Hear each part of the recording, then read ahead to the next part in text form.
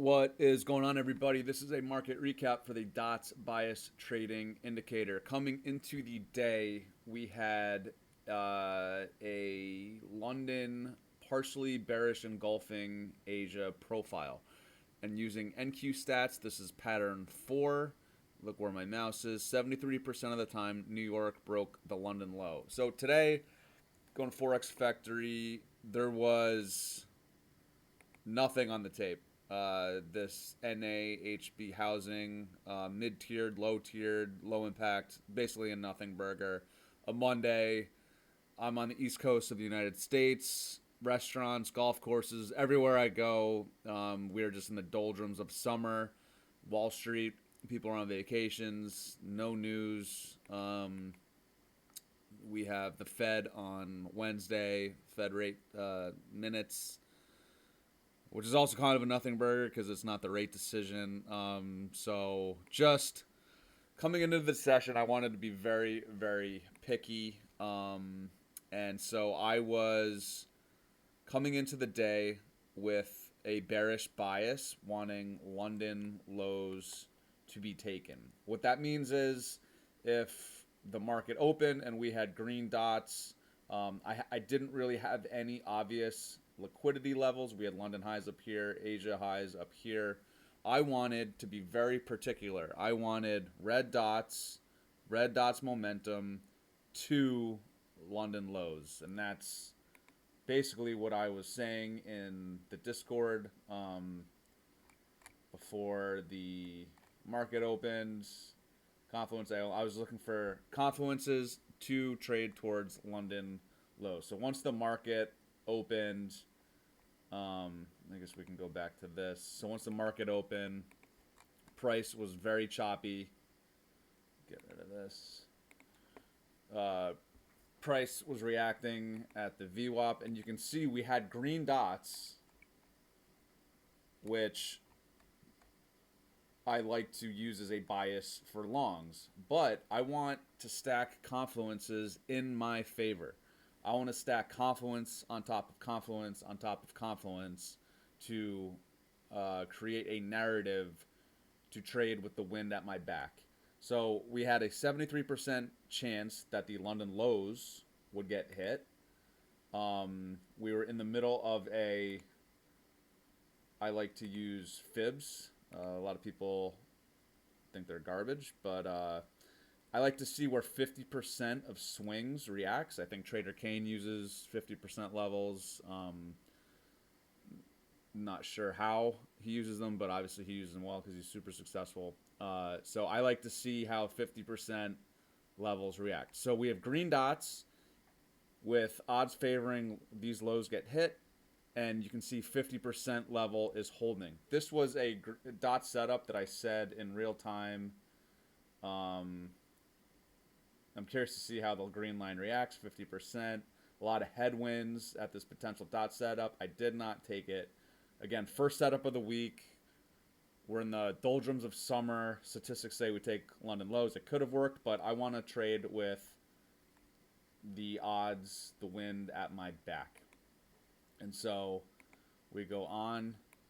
This was technically a one dot entry function setup. I'll log it for the August month. Today actually would have been a negative 2R day for the one dot entry function model. But again, I like to use my own discretion with the dots. And so you can see there's another potential all green dots here, flashed. This 50% level's holding. We had some sweeps of liquidity here, and I wasn't too concerned with it. And again, I wanted to see red dots to London lows.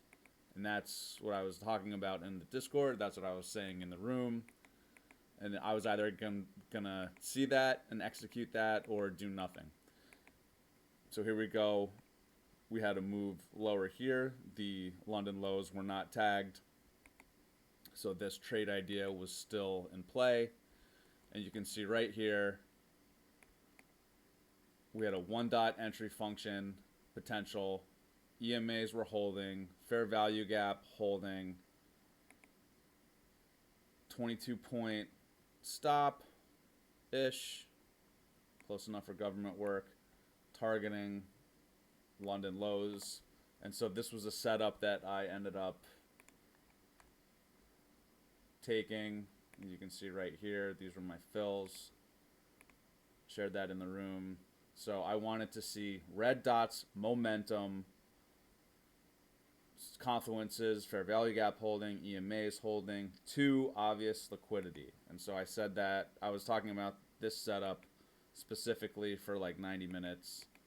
And then you can see the trade hit its target. And that was the only thing that I did all day.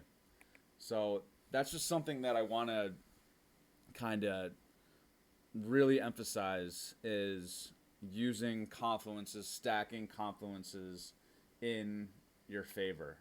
And that's what I did here. I saw red dots, had obvious target here, and I pulled the trigger when the setup presented itself. And so the only other thing I saw to do in the morning was NQ stats. It's called an initial balance break. So basically, you look to see where price is in the first hour from 9:30 to 10:30 East Coast time, and if price 10:30, so you take low to high, high to low, doesn't really matter. And if price at 10:30 is in the lower half of the 50% of the range, 83% of the time this range will get broken, either high or low, before noon. And if it's in the lower half, price will break this low 74% of the time. So another thing I was looking at, or looking for, would be another dot setup to this initial balance low right here. And it's not something that we ended up getting, but again, it's stacking confluences. So have this as a bias due to the initial balance probabilities. This fair value gap is holding. We are below VWAP. These EMAs were holding. You just want to stack confluences in your favor.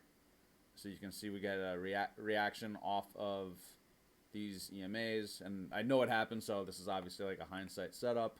But something like this, you know, stop over a swing point, initial balance lows are to be targeted. So like something like that would have worked. And again, had there been a dot setup towards these lows, that's something that I would have been comfortable taking, but I was one and done with this setup right here. So again, I use a lot of my videos in the past, and I'll still do them in the future, are based on one-dot entry function models. It's not often that there are negative 2R days, but and you do have days like this where price action is very, very crappy. And if you don't stop yourself, there were way more stop outs using a one-dot entry. So this would have been a stop out here, and then there were more. So this day, using the one-dot entry function setup, would have been a negative 2R day. I have to go back on the month, but today's August 18th.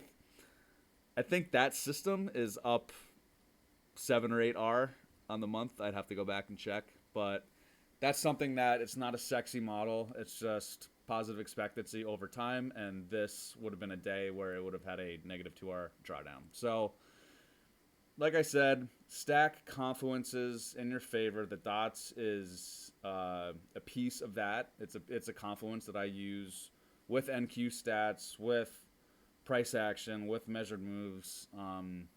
And if people are really struggling with profitability, with a specific setup, using the dots with NQ stats, specifically the ALN stats, ALN sessions, initial balance breaks, and the noon curve, I would suggest do some analysis, do some research on that. So hope that helps. Have a good one. 7-day free trial, link in the bio for the dots if you want to try them out. Cool. Feel free to ask me any questions. Thanks.